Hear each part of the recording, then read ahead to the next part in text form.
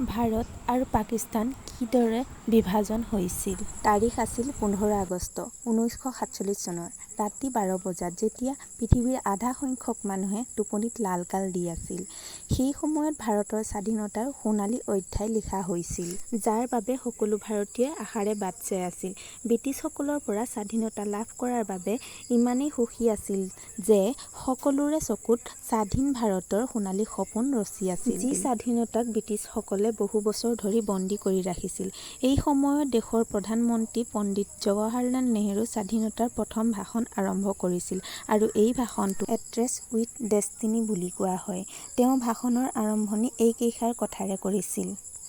हमने नियति को मिलने का एक वचन दिया था और अब वो समय आ गया है कि हम अपने वचन को निभाएं। पूरी तरह ना सही, लेकिन बतर इस तरह आज रात 12 बजे जब पूरी दुनिया सो रही होंगे, भारत जीवन और स्वतंत्रता কি নেই সুবহ উঠে। অৱশেষত ব্ৰিটিছসকলৰ হাতৰ পৰা ভাৰত মুক্ত হ'ল আৰু সূৰুজৰ প্ৰথম কিৰণৰ লগতে স্বাধীনতাৰ সোণালী পুৱা হ'ল। কিন্তু সেইটো সাধাৰণ পুৱা নাছিল।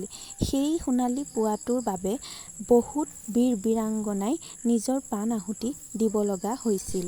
কিন্তু যিমান সুখী স্বাধীনতা হোৱাৰ বাবে হৈছিল, তাতকৈ বেছি দুখী আছিল ভাৰত আৰু পাকিস্তানৰ বিভাজনৰ বাবে। এই বিভাজনতে ভাৰত আৰু পাকিস্তান দুয়োখন দেশে বেলেগ বেলেগ ভাগত বিভক্ত হৈছিল।